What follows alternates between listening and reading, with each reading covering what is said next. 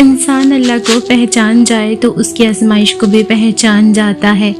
طالب علم کو پتہ ہوتا ہے کہ اس کا امتحان لیا جائے گا، اس لیے وہ علم لینے کی سر توڑ کوشش کرتا ہے تاکہ جان لے کہ کہاں کہاں سے آزمایا جا سکتا ہے۔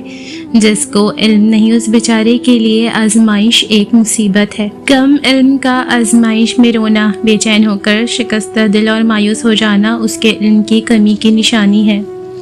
فرمان آخری نبی صلی اللہ علیہ وآلہ وسلم، بے شک اللہ پاک نرمی فرمانے والا ہے اور نرمی کو پسند فرماتا ہے، اور نرمی پر وہ کچھ عطا فرماتا ہے جو سختی پر عطا نہیں فرماتا، بلکہ نرمی کے سوا کسی بھی شے پر عطا نہیں فرماتا۔ فرمان آخری نبی صلی اللہ علیہ وآلہ وسلم، اللہ پاک سے محبت کرو کیونکہ وہ تمہیں اپنی نعمت سے روزی دیتا ہے، اور اللہ پاک کی محبت حاصل کرنے کے لیے مجھ سے محبت کرو، اور میری محبت پانے کے لیے میرے اہل بیت سے محبت کرو۔ فرمان آخری نبی صلی اللہ علیہ وآلہ وسلم، جو اس بات کو پسند کرتا ہے کہ اس کا نامہ اعمال اسے خوش کرے تو اسے چاہیے کہ اس میں استغفار کا اضافہ کرے۔ فرمان آخری نبی صلی اللہ علیہ وآلہ وسلم، اپنی خوراک حلال رکھو، تمہاری دعا قبول ہوگی۔ جمعہ مبارک۔ رمضان شریف کے جانے میں ابھی بھی کچھ لمحات باقی ہیں۔ سچی توبہ اور پکا ارادہ کریں کہ رمضان کے بعد بھی نیکیاں کرتے رہیں گے۔ جمعہ الوداع مبارک۔ فرمان مصطفیٰ صلی اللہ علیہ وآلہ وسلم، محروم ہے وہ شخص جس نے رمضان کو پایا اور اس کی مغفرت نہ ہوئی، کہ جب اس کی رمضان میں مغفرت نہ ہوئی تو پھر کب ہوگی۔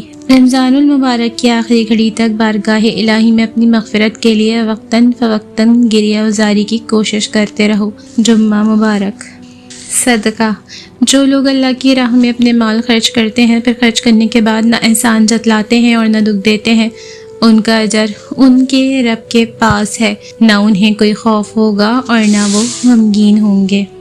رمضان میں دعا کا قبول ہونا، رسول اللہ صلی اللہ علیہ وآلہ وسلم نے فرمایا، رمضان المبارک کی ہر دن رات میں اللہ کے ہاں سے جہنم کے قیدی چھوڑے جاتے ہیں، اور ہر مسلمان کے لیے ہر دن رات میں ایک دعا ضرور قبول ہوتی ہے۔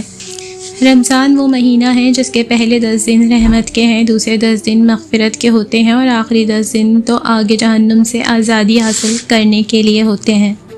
روزے کا بدلہ، رسول اللہ صلی اللہ علیہ وآلہ وسلم نے فرمایا کہ اللہ فرماتے ہیں، انسان کا ہر عمل اس کی ذات کے لیے ہے سوائے روزے کے کہ وہ خاص میرے لیے ہے، میں ہی اس کا بدلہ دوں گا۔ روزے دار کے لیے دریائی مچھلیاں تک دعائیں مغفرت کرتی ہیں اور افطار کے وقت تک کرتی رہتی ہیں۔ روزے دار کا سونا عبادت ہے اور اس کی خاموشی تسبیح ہے، اس کا عمل مقبول ہے اور اس کی دعا قبول ہے۔ مانگ لو گڑ گڑا کر خدا سے، ابھی مغفرت سستی ہے، کہتے ہیں کہ رمضان میں رب کی رحمت برستی ہے۔ اللہ کی قسم، اگر قبر والوں سے کہا جائے کہ آرزو کرو تو وہ رمضان کے ایک دن کی آرزو کریں گے۔ کتنی جلدی یہ رمضان گزر جاتا ہے، پیاس لگتی نہیں افطار گزر جاتا ہے۔ ہم گناہ گاروں کی مغفرت کر میرے اللہ، عبادت ہوتی نہیں رمضان گزر جاتا ہے۔ رمضان کے آخری لمحات میں یا رب، رمضان کا حق ادا نہیں کر پائے ہم، جیسے عبادت کرنی تھی نہیں کر پائے ہم، قرآن کا حق ادا نہیں کر پائے ہم، یا رب ہم شرمندہ ہیں، ہمیں معاف کر دیجیے، آمین ثم آمین۔ الوداع رمضان، افسوس تو رخصت ہوا اے ماہ رمضان، الوداع، مومن کو صدمہ ہے بڑا اے ماہ رمضان، الوداع، قلب عاشق ہے اب پارا پارا، الوداع الوداع ماہ رمضان۔ یا اللہ، اس بابرکت جمعے کے دن ہمیں اپنی بے شمار رحمتوں سے نواز دے، ہمارے دلوں کو سکون عطا فرما، ہماری پریشانیوں کو آسانی میں بدل دے، ہمارے گناہوں کو معاف فرما اور ہمیں اپنی رضا نصیب فرما۔ یا رب، جو دعائیں ہمارے دلوں میں ہیں اور جو ہم مانگ بھی نہیں پاتے، تو انہیں بھی اپنی رحمت سے قبول فرما دے۔ یا اللہ، ہمارے والدین پر اپنی خاص رحمت نازل فرما، ان کی زندگیوں میں برکت دے۔